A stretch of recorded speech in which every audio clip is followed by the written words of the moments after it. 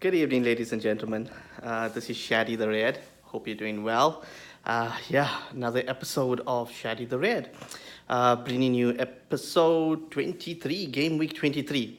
And let's get into it. So, the first match is Liverpool versus Crystal Palace. And I'm going to be truthful with you guys. I was on my edge of my seat the entire time. That match was nerve wracking. Nerve wracking. Crystal Palace took the lead, and then Liverpool came back, and then it was crazy. It was crazy. The second half was crazy. All the goals from Crystal Palace was brilliant. You know what? They played excellent against Liverpool. I think it's not that Liverpool played bad. I think Crystal Palace. Let's give them credit. They played well. They played well. They put past us, a team that is known for being defensive this year and holding a very good defensive record. And they come and put three past us. And they did better than Manchester United. And the Manchester United supporters were on about us doing poorly against Crystal Palace. You know what? Crystal Palace did really well. And Zaha I think he's the most. He's one of the best counter-acting players I ever seen. Attacking, he's one of the best. Put the ball to Zaha, and he can do magic with it. But then again, we had Milner in the right back, and he got a red card. And I don't blame Milner. He was up against Zaha. Milner is what, 32, 33 years old. Zaha is like 26, 27 years old. Yeah, no, there's no contest there. Zaha is just full of energy, full of pace, skill, and my hats off to him. He played brilliantly. But nonetheless, Liverpool win 4-3. We score, and oh my days, you know what? That match was nerve-wracking. But we got the 3 points. We take it in the bag, and we move on to next week. It's games like this that we used to drop points. It's teams like this that were our bogey team. And Crystal Palace was our bogey team. And I think we did really well. Hats off to the team, to all the players, to the coaching staff, to the fans. And 3 points in the bag. The second match, I would say, is the City versus Huddersfield, and City wins 3-0, and they just keep piling on the pressure on Liverpool, right? And they're chasing Liverpool right now, and they're second in place. The thing with City is that I still feel, as a Liverpool supporter, as a strong Liverpool supporter, as a intellectual Liverpool supporter, as a realistic real Liverpool supporter, I still feel City is the firm favorites still. Even though we are 4 points ahead of them, I still think City is the team to beat this season. I still think that it's advantage to them. Did you see the bench? Did you see that if one player gets injured, they can bring on somebody else? If Aguero gets injured, they can bring on Gabriel. These guys have an awesome bench. If Sane gets injured, there's Mahrez there. If Sterling gets injured, there's players to fit in there.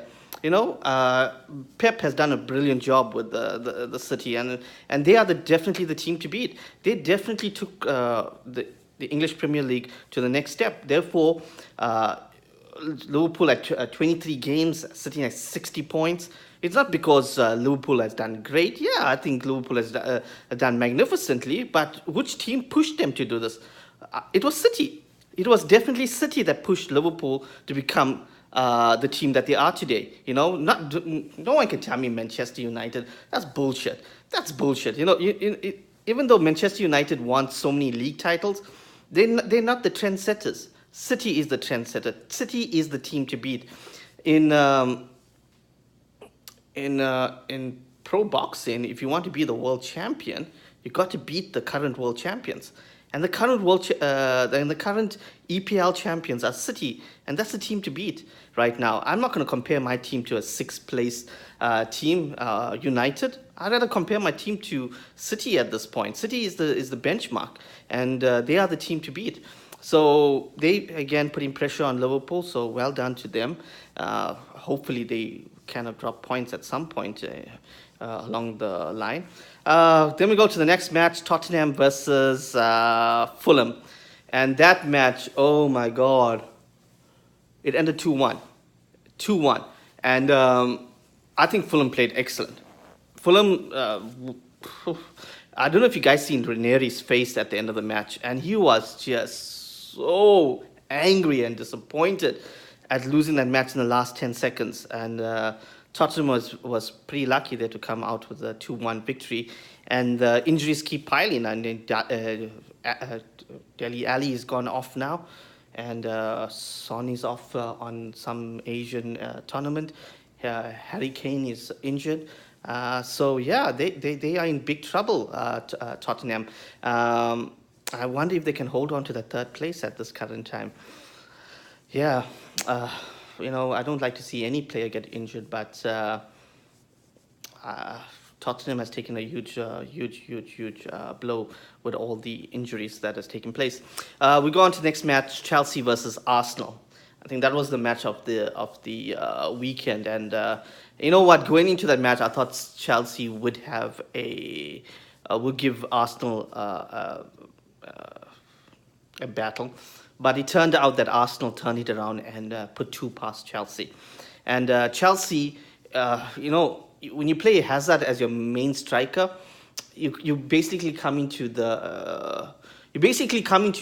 eat breakfast with no teeth. I invite you to a expensive restaurant, and you come there with no teeth. I order you steak, you come there with no teeth. So that's what Chelsea came. They came to the table with no teeth. They had no striker. And Arsenal, all credit to them for winning. And you know what? Last week I really thought they was the donkey of the Premiership for losing ground on United. United gave them a half a season head start, and you allow United to come back into the race for fourth place. But I was cheering Arsenal on. I really wanted them to win this one, and they certainly came through. Two good goals. Lacazette, brilliant goal from him. Excellent play. Excellent goal, actually. So well done to Arsenal. They still maintain fifth place. Yes. Then we go on to Manchester United. Manchester United played Brighton, and they won 2-1. Now, I saw that match. And because I'm a lover of football, I will watch United play, right? Not because I'm looking to banter them. Yes, I always look to banter them, but I watched the match, right? Fine, you guys are winning 7 games in a row. But that last match you guys played, don't give me bullshit. You guys did not play well at all to win that match. You know what? There were periods of good play, but you didn't dominate that match. You ended up the match 2-1. I think there was an individual brilliance by Rashford, and he scored. That's 1-0. Fair enough. He gets the goal.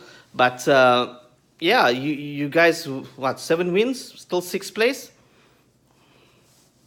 and telling me you got one of the greatest. Okay, coming down to the log, Liverpool is first, City is second, Tottenham is third, Chelsea is fourth, Arsenal is fifth, and United is sixth. The battle for 5th place and 4th place and 3rd place has been cut short, and I think it's a good battle for 4th place. The only 2 teams that are running away with the league at this time is Liverpool and City, and as I said, City is the one to beat.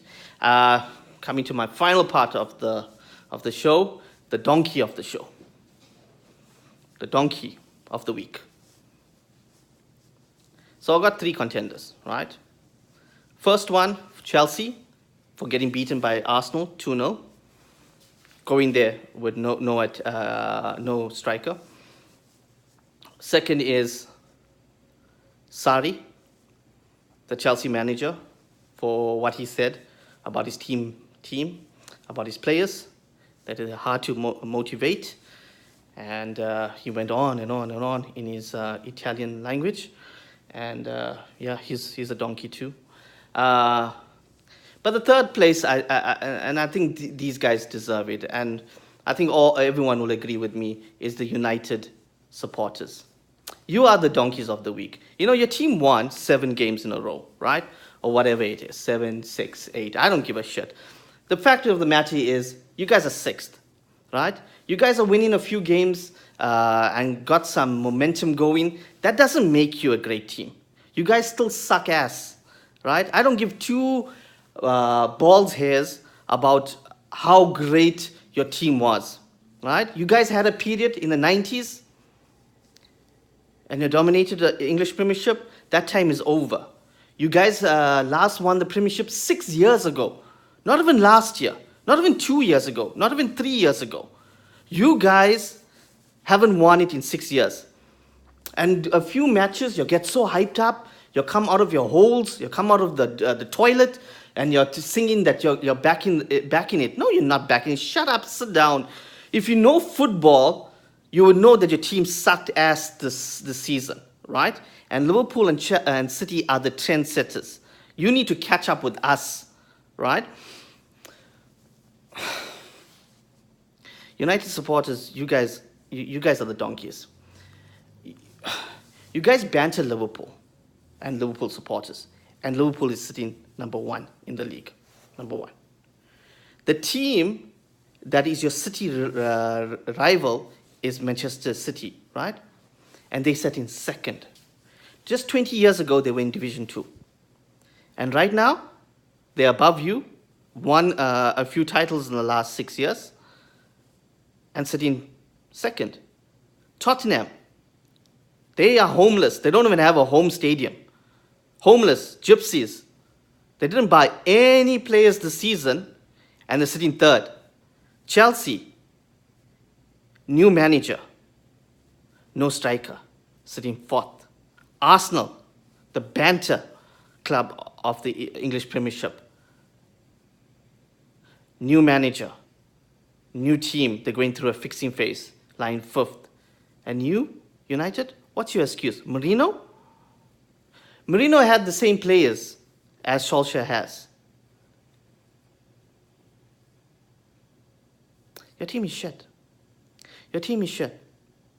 They make some few changes and then we can talk about next season. But at this season, your team is shit. Your team is shit. You guys are lying sixth. So go take out your Man United shirts, wear it proudly. You won 6 games, battered some dead teams.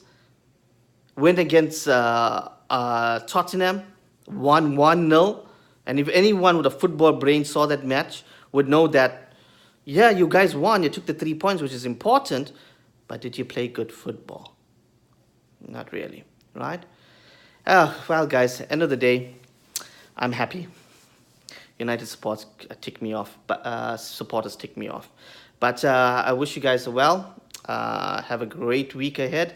I look forward to well, this week is a break, right? Next week we come back and hopefully we can take it from there. But love you, miss you. Share, like, subscribe, do whatever you need to do. But enjoy the show. Have a great weekend, guys. Bye.